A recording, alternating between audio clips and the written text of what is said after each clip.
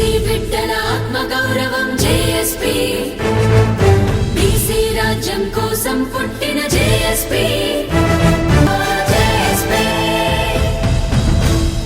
మన ప్లే కార్డ్స్లో మాత్రం పరిమితమైంది. అదేంటిదంటే కేంద్ర జనగణన లోపల ఓబీసీ క్లాస్ ఏర్పాటు చేయాలనేటటువంటి డిమాండ్ అది. దీన్ని కూడా పరిగణలోకి తీసుకోవాలని తెలియజేస్తూ ఇప్పుడు ఈ 4 డిమాండ్ల గురించి వివరించేటటువంటి క్రమం లోపల మిగిలిన అన్నింటిలో పాటు కొద్దిగా ఒక్కొక్క ఫేజ్ వైజ్గా తీసుకుంటున్నాం మనము. ఇందులో ఏంటిదంటే అదేవిధంగా పిట్ల నగేష్ను వేదికపైకి రావాల్సిందిగా కోరుతున్నాము. అదేవిధంగా శ్రీనాథ్ కుర్మన్ కూడా వేదికపైకి రావాల్సిందిగా కోరుతున్నాము. ఇప్పుడు ఏంటిదంటే మహిళా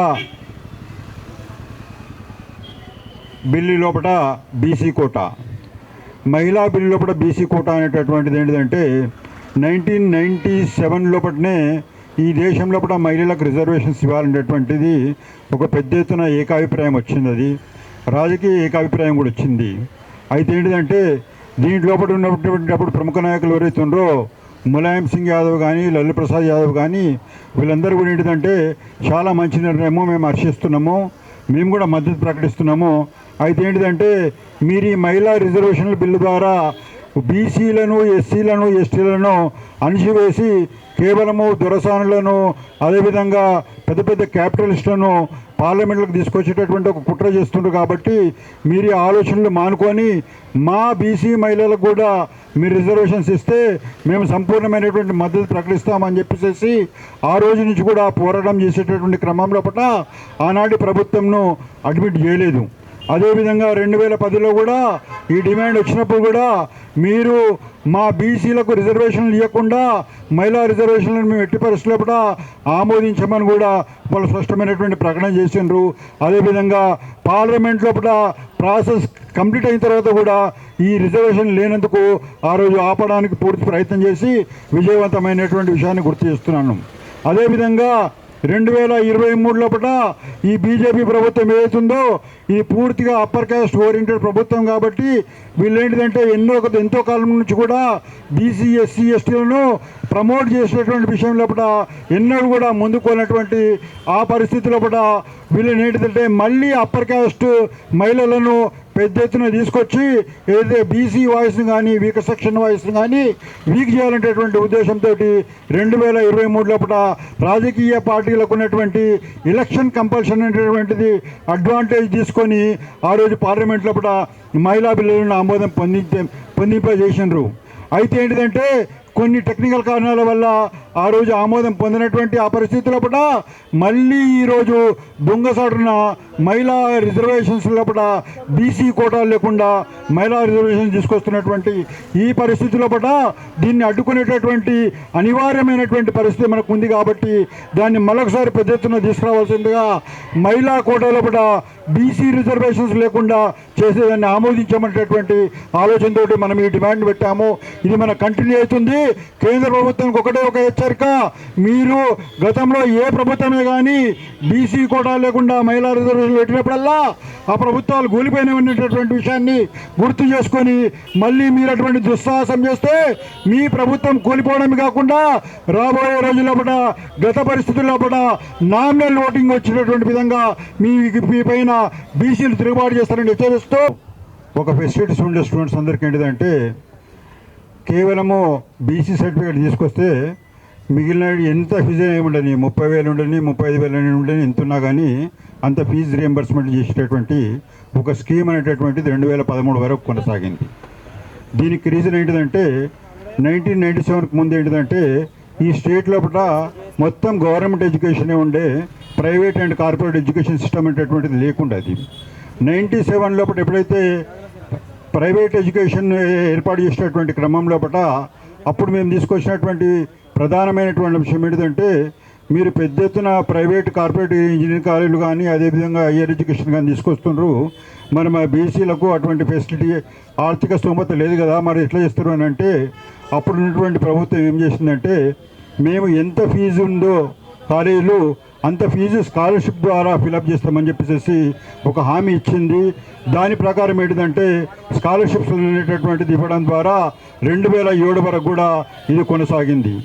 అయితే 2007 ఏంటిదంటే ఈ కాలేజీలన్నీ కూడా అప్పర్ క్యాస్ట్ కాలేజీలు కావడం కారణంగా వాళ్ళందరినీ ప్రమోట్ చేయాలనేటటువంటి ఉద్దేశంతో అప్పుడున్నటువంటి ఏదైతే మన ప్రభుత్వం ఏముందో ఈ 7,500 నుంచి ఒక్కసారి 35,000 వరకు పెంచడం జరిగింది. అది ఈ 35,000 పెంచడం అనేటటువంటిది పెద్ద ప్రాబ్లం అయిపోయి పెద్ద ఎత్తున బీసీలందరూ కూడా డ్రాప్ అయ్యేటటువంటి పరిస్థితుల మేము చేసినటువంటి ఒక డిమాండ్ కారణంగా ఏంటిదంటే అప్పుడున్నటువంటి ప్రభుత్వం ఏంటిదంటే ఈ 35,000 కూడా ఫీజు రీఎంబర్స్మెంట్ అనేటటువంటి పేరు పెట్టేసేసి మీకు అందరూ కూడా బీసీలకు ఫెసిలిటీస్ ఇస్తామని చెప్పడమే కాకుండా బీసీ సర్టిఫికేట్ తీసుకుంటే చాలు హైయర్ ఎడ్యుకేషన్ ఇచ్చినటువంటి ఒక ఫెసిలిటీ మనకు విద్యార్థులకు రావడం కారణంగా ఈ దేశంలో కానీ ఈ రాష్ట్రంలో కానీ హైయెస్ట్ ఇంజనీర్లు ఏదైతే బీసీలు పెద్ద ఎత్తునప్పుడు ఈ రాష్ట్రంలో రావడం కారణంగా ఈ దేశంలో జరిగేటటువంటి సాంకేతిక విప్లవంకు కనెక్ట్ కావడంతో పాటు ఇంటర్నేషనల్ కూడా కనెక్ట్ కారణంగా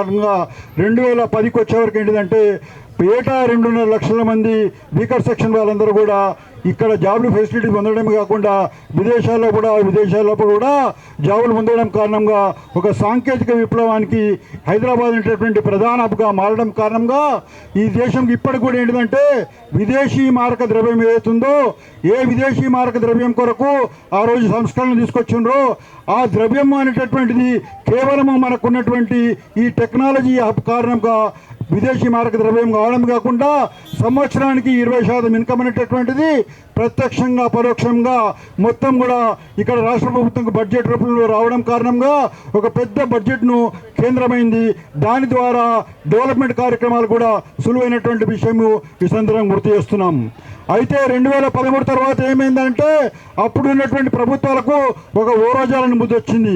ఏం బుద్ధి వచ్చిందంటే ఇంతమంది బీసీలు ఇక్కడ దేశంలోనే కాకుండా ప్రపంచం మొత్తం కూడా వీళ్ళు ఎక్కడ చూడో వీళ్ళే కనిపిస్తున్నటువంటి ఒక దుర్బుద్ధితో ఏంటిదంటే ఈ బీసీలను అణచివేయాలని చెప్పేసి 10,000 ర్యాంక్ అనేటువంటిది ఒక కోటా తీసుకురావడం జరిగింది. అదేవిధంగా తర్వాత ఏంటిదంటే వచ్చినటువంటి ప్రభుత్వం ఏంటిదంటే 35,000 రూపాయలు ఏతుందో ఆ 35,000 గతంలో ఏతుందో అది మాత్రమే ఇస్తామని చెప్పేసి ఫీజులను పెంచేటటువంటి సౌలభ్యం అనేటువంటిది ప్రైవేట్ కాలేజీకి ఇవ్వడం కారణంగా ఇప్పుడు ఏమైందంటే 1,75,000 2 లక్షల వరకు కూడా ఏవైతే కార్పొరేట్ కాలేజీలు వసూలు చేస్తున్నాయి.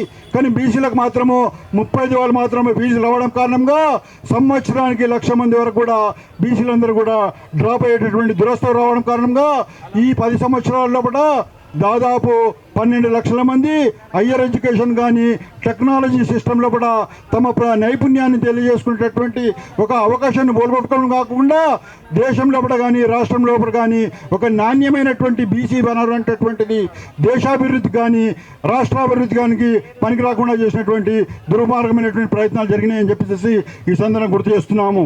ఈ 10 సంవత్సరాల పాటు కూడా ప్రతి సంవత్సరము ప్రతి నెల కూడా బకాయిల కొరకు పోరాటాలు నడుస్తూనే ఉంటాయి. కానీ ఏంటంటే మేము ఈరోజు ఆ బకాయిల పోరాటాలను అడుగుతలేము. బకాయిలు చెల్లించడం ద్వారా ఏమి జరుగుతుందంటే మీకున్నటువంటి అప్పర్ క్యాస్ట్ అదేవిధంగా మైనార్టీకి ఫీజు రియంబర్స్మెంట్ పూర్తి ఎట్లిస్తుండ్రో అట్లనే ఈ 35,000 కాదు మాకు కూడా మీరు ఎంత మిమ్మల్ని పెంచమని ఎవరు అడిగినారు? వాళ్ళకి 35,000 ఉన్నట్టు ఫీజును 2 లక్షలకు పెంచుకునేటటువంటి అవకాశము మీరు ఎందుకు ఇచ్చిండ్రు? మీరు ఇవ్వడం కారణంగానే కదా ఈ అసమతలు తెరబడింది. కాబట్టి ఆ పాపం చేసిన మీరే కూడా దాన్నే భరించాలనేటటువంటి డిమాండ్ తోటి ఇప్పటి నుంచి జరిగే ఉద్యమాలన్నీ కూడా బకాయిల చెల్లింపుల కొరకు కాదు పూర్తి ఫీజు రింబర్స్మెంట్కే ఉంటుందని చెప్పేసి ఈ కొత్త దిశను ఈ వేదిక ద్వారా మనము తీసుకుపోయేటటువంటి కార్యక్రమానికి చారిత్రక కార్యక్రమానికి శ్రీకారం చుడుతున్నటువంటి మీ అందరు కూడా ప్రత్యేకమైనటువంటి అభినందన తెలియజేస్తూ రాబోయే రోజులపట ప్రభుత్వాల మీద పూర్తి స్థాయి ఫీజు రియంబర్స్మెంట్స్ కొరకు మాత్రమే ఉద్యమాలు జరుగుతాయని చెప్పి తెలియజేస్తూ అదేవిధంగా ఏదైతే కేంద్రం మధ్యలోపట ఈరోజు 42% ఏవైతే ఉన్నాయో పెండింగ్ లోపల గత ఎలక్షన్ హామీ మేరకు బీసీలందరూ కూడా 42% ప్రమోట్ చేస్తాము. స్థానిక సంస్థల్లోనే కానీ విద్యలో కానీ ఉద్యోగాల్లో కానీ 42% ప్రమోట్ చేస్తామని చెప్పేసి సంవత్సరం కాలము రకరకాల డ్రామాలు చేసేసి అది పోయి తీసుకుపోయి కేంద్ర ప్రభుత్వం ద్వారా అప్పచెప్పడం జరిగింది.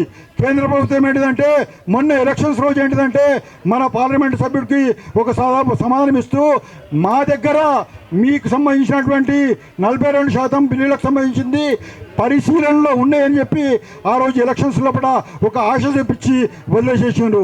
ఈ రోజు వరకు కూడా ఆ పరిశీలన అనేటటువంటిది కార్యోన్ముఖం కావడం లేదు. కాబట్టి మీరు తక్షణమే దాన్ని కూడా ఆ 42% బిల్లులు ఏవైతే పెండింగ్ ఉన్నాయో దాన్ని కూడా విమోచన కలగాలని చెప్పేసి డిమాండ్ చేస్తూ రాబోయే రోజున మా ఉద్యమ దిశ ఈ రకంగా తెలియజేస్తూ